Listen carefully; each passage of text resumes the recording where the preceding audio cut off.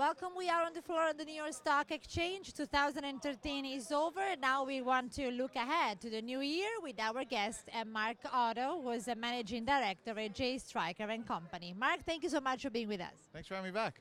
First of all, Happy New Year. 2013 has been a great year for the market. Record so many times during the year for the Dow Jones, for the S&P 500, important psychological levels. The Federal Reserve, as we know, really supported it. Now we know that the tapering is coming, so let's look ahead.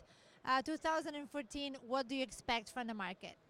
Well, it's very interesting because the market's climbed to all-time highs. A lot of people are saying, okay, are we going to go down from here? Well, historically speaking, the market has actually only rallied for a calendar year above 25%, 12 times in the past 63 years. So each time that it's rallied over 20% for a calendar year, 4 out of 5 times, it gains an average of 10% more the next year. So I'm definitely cautiously bullish going forward. There are several things on the horizon that will continue to be concerns. The rate of the tapering from here forward. And how the economy will react. Absolutely. And the stocks are really at high valuations now, so it's going to be interesting to see if they can continue with profits for quarterly earnings going forward. Outside of the realm of economics and what's going on globally, other concerns are going to be if Iran heats up, how it threatens the Straits of Hormuz. If Korea actually heats up, Kim Jong-un actually executed his uncle, which has a lot of people very nervous as well. And then the Chinese air defense zone is definitely another concern globally. What's going on? However, looking at global markets, something that I've actually just been looking at is the JPM. They have the PMI index, and that's actually been rallying to 2.5-year highs over the past couple of months, which is really bullish for commodity-linked stocks, for energy sectors and basic materials going forward into this year, which have been laggards in the past year. So they're going to be the hot stocks for next year? Particularly, we want to keep an eye on if the emerging markets start to rally. It definitely would be beneficial to these sectors. So now let's talk about economy, not just here in the United States. We were talking about a lot of geopolitical risks, but let's talk about economic risks. Now, we know here in the U.S. we have to see how the economy will react to the taper, how the market will react. In China, is the economy slowing down, still growing, but what can we expect for 2014? Well, as you stated, here in the United States, another thing that we're going to actually worry about is our leaders in Washington, D.C. There's definitely that's another chapter. That's another chapter in itself. And, there's definitely a possibility for a budget battle to happen here in the United States. I'm very bullish on China. That's my sort of field of study. Macroeconomic data has been rebounding in China for many months now. The Shanghai Composite and even the Hang Seng don't exactly reflect it yet. However, going forward from the plenum, they had their 10-year plan meeting that they actually mapped everything out. These things do take time. However, the macroeconomic data has been rebounding out of China.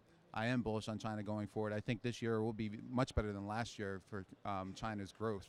And I also think that something that directly links to us here on the MISE is the fact that there have been 50 Chinese companies that have been cleared to IPO in the immediate future. That are in the pipeline. Whether or not they come here to the United States, that's one thing. However, there have been 8 China-based companies to list here in the United States on the U.S. exchanges over the past year. Coming into December, on average, they're up about 50.3%. So that's extraordinary, even when you compare it to... Some of them did really well, too. Absolutely. Coming out of the gate, usually day one, these stocks really explode. They've all come out of the e-commerce sector, so that internet-based sector.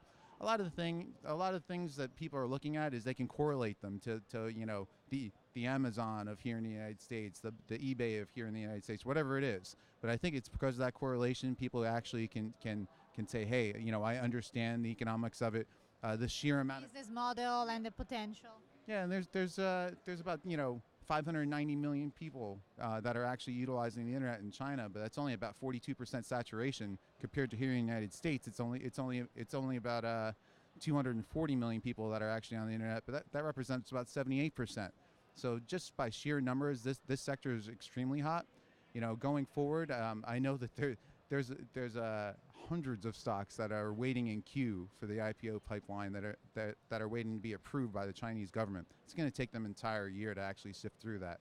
So you you expect next year to be very hot for Chinese IPO and maybe in the second half of the year? So by the time some of them start to have the go ahead? Well, we're going to have to see. I think it could possibly be in the first or second quarter that we're going to see Alibaba IPO, and that's going to be the mega IPO of the year out of China. That's definitely going to be one of the biggest IPOs, comparatively speaking, globally. So I think that's definitely going to be the big one to watch, where it lands. This past year they've been going back and forth from saying that they're going to list on Hong Kong. Then they wanted to keep control of the company. So, Hong Kong rules and regulations make it difficult for that. So they were sort of steering towards, oh, maybe we'll look at the United States. And since then, they've actually caused a delay. Many people are speculating, is Hong Kong actually going to change the rules for Alibaba? So I think there's more to come on that. You'll probably get a lot of information out of that in the first quarter this year. We'll see. Now let's go back to the other chapter, to the painful one, Washington. So we're going to have important deadlines between February and March, as we know, for the debt ceiling. And then it's an election year. So what can we expect? Definitely a lot more rhetoric, a lot more mudslinging back and forth, a lot more controversy, which everyone's sort of getting used to when it comes to Washington, D.C. Everyone's, I believe, as far as the market is concerned, been very disappointed in the fact that, the market is actually reacting a lot of the times off of what's going on in Washington, D.C. rather than the fundamentals. So hopefully with the taper and the unwind of QE3, we'll see less of that going forward rather than more of that. We'll see.